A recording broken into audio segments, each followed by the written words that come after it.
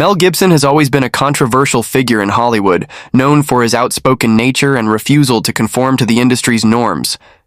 But what happened during a recent live television appearance left audiences stunned and ignited a firestorm of speculation. It all started when Gibson was invited onto a major news program to discuss his latest film project. Everything seemed routine at first. Questions about his career, his past controversies, and his thoughts on the ever-changing Hollywood landscape. But then, as the conversation shifted, something unexpected happened.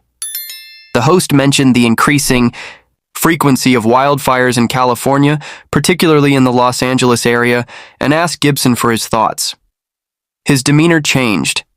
He leaned in slightly, took a deep breath, and then said something that immediately changed the tone of the broadcast. "You know," Gibson began, "people think these fires are just accidents, that it's all just climate change or someone tossing a cigarette. But there's a lot more going on than people realize." The room fell silent for a moment. Even the host, a seasoned journalist, seemed caught off guard. "What do you mean?" they asked.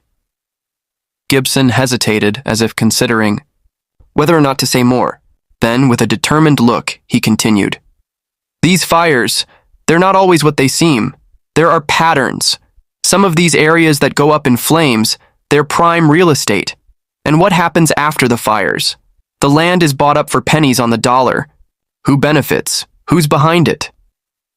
The host quickly tried to regain control of the conversation. "Are you suggesting that some of these fires are intentional?"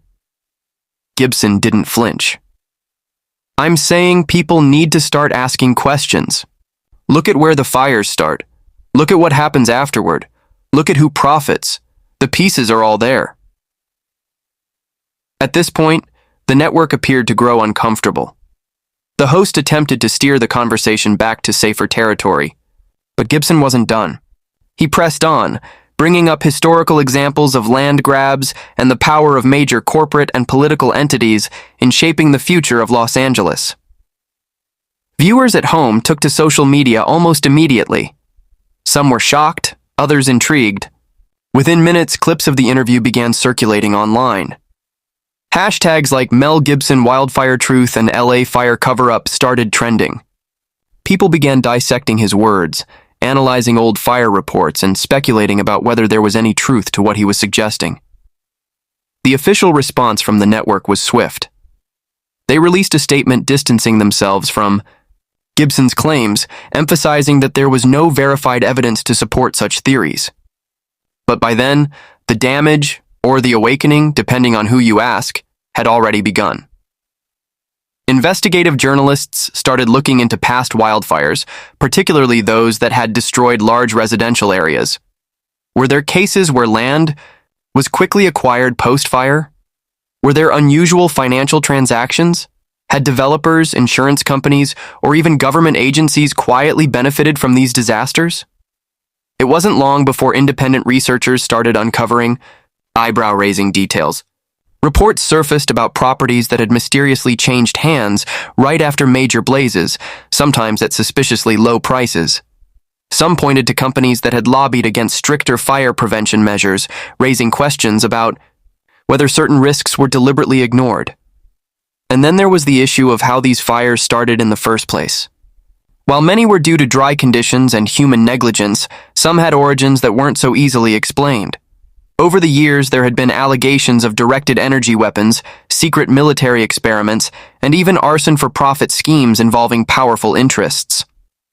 In the aftermath of Mel Gibson's shocking live TV remarks, the debate only intensified. Major news outlets scrambled to either discredit or investigate his claims, with some dismissing him outright and others acknowledging that certain aspects of his statements warranted a deeper look. Independent journalists and citizen investigators dug into past wildfire incidents, uncovering startling patterns that seemed to support Gibson's allegations. One particularly alarming discovery involved a string of fires that had devastated high-value areas, only for the land to be swiftly purchased by major real estate developers. In some cases, the original owners had fought for years to prevent their homes from being bought out, yet after the fires, the land changed hands effortlessly. A deeper look into government records showed instances where zoning laws were quietly altered post-fire, paving the way for lucrative commercial developments. In certain cases, areas that had been deemed unsuitable for large-scale construction were suddenly greenlit for high-rise condos, tech campuses, and shopping centers. Some began to wonder, were these fires clearing the way for massive redevelopment projects? Further fueling speculation was the unusual behavior of insurance companies. Reports surfaced about cases where payouts were mysteriously delayed, homeowners were offered low settlements, or in extreme cases, claims were outright denied. While insurance companies have long been accused of using legal loopholes to minimize payouts, some researchers began asking a more disturbing question. Were certain properties deliberately underinsured because their destruction was anticipated? As these theories spread, former officials and industry insiders came forward with their own testimonies. A retired firefighter claimed that, on multiple occasions, he had been ordered to stand down while fires raged in specific areas. "We were always told it was about safety, that conditions were too dangerous," he explained in an anonymous interview. "But looking back, some of those decisions didn't make sense. We could have saved more homes." A former city planner echoed similar concerns. He alleged that certain land use policies were quietly influenced by private interests, with post-disaster redevelopment plans already in motion long before wildfires ever occurred. But it wasn't just firefighters and city officials raising alarms. Some technology experts also entered the conversation, suggesting that certain fires exhibited strange characteristics. A few pointed to footage showing buildings reduced to ash while trees nearby remained untouched. Others referenced past claims about directed energy weapons and their potential role in igniting fires with pinpoint precision. Of course, skeptics were quick to counter these claims, citing scientific explanations for these phenomena. They argued that extreme heat and wind patterns could account for the seemingly selective destruction. They also pointed out that while real estate speculation following wildfires is a well-documented issue, it doesn't necessarily mean the fires were intentionally started. Meanwhile, Hollywood's reaction to Gibson's statements was just as divided. Some industry figures distanced themselves from him, while others privately expressed support.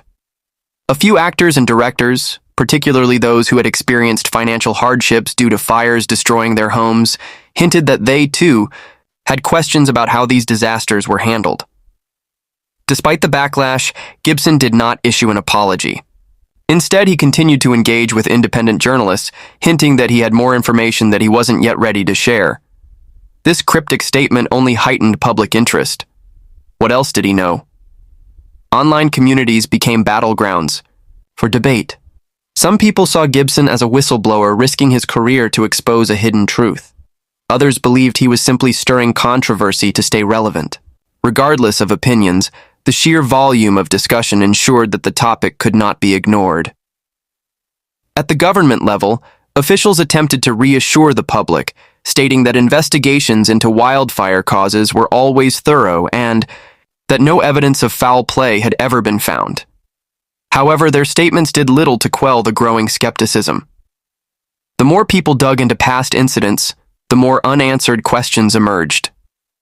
Questions, the harder it became to dismiss them as mere conspiracy theories. The internet was now flooded with discussions, evidence compilations, and first-hand accounts from survivors who had always felt that something about these fires didn't add up. In the days following Gibson's revelation, more homeowners came forward with eerie similarities in their stories. Some described sudden and inexplicable fire outbreaks that spread unnaturally fast, consuming their homes within minutes while nearby structures remained untouched. Others spoke of strange encounters, mysterious individuals surveying their land. Before the fires, unexpected letters from developers expressing interest in their properties just weeks before the blazes, and insurance complications that seemed almost too coincidental. One particularly chilling testimony came from a woman who had lived in a hillside neighborhood near Los Angeles for decades. She recounted how, a few months before a devastating fire tore through her community, a company had offered to buy her home for a suspiciously high price. She declined, not wanting to leave the place where she had raised her family. When the fire hit, her home was one of the first to be destroyed, while the company's nearby office building miraculously remained standing. When she tried to rebuild, she found herself entangled in red tape, with local authorities insisting that new zoning regulations no longer allowed residential structures on that land. Stories like this sent shivers down the spines of many viewers, who had initially dismissed Gibson's claims. People began to ask whether certain fires were being strategically used as tools to reshape the city's landscape. After all, Los Angeles has long been a battleground between developers, city planners, and local residents, with gentrification and land disputes at the heart of many conflicts. Meanwhile, alternative media platforms and independent researchers took it upon themselves to dig even deeper. Some compiled maps overlaying wildfire locations with planned infrastructure projects, revealing a disturbing trend. Many of the areas that had burned down were later repurposed for high-end commercial developments. Others pointed to cases where landowners had fought against eminent domain laws only to see their properties reduced to ash in mysterious blazes. At the same time, new technological concerns emerged. Scientists and engineers began analyzing fire footage, highlighting strange anomalies. Some of the destruction appeared too uniform, with homes vaporized down to their foundations, cars melted into pools of metal, yet trees and plastic street, signs left standing just feet away. Experts provided explanations rooted in fire dynamics, but others weren't convinced. They argued that some of these fires looked eerily similar to controlled demolitions or advanced energy weapon experiments. The government and media worked hard to discredit these theories. Official statements emphasized that California's wildfires were the result of climate change, outdated power grid infrastructure, and human negligence. They pointed to utility companies like PG&E, which had been found responsible for past fires, due to faulty power lines. But to many, these explanations felt incomplete. If utility companies were to blame, why weren't there more preventive measures in place? Why did some of the most suspicious fires occur in areas where real estate battles were ongoing? Hollywood, too, was watching closely. Some insiders whispered that Gibson had just made himself an even bigger target than before. His past controversies had already put him at odds with the industry, and now with these new statements he had directly challenged powerful interests. Would his career survive? Would he face mysterious setbacks, unexplained cancellations, or even more aggressive smear campaigns?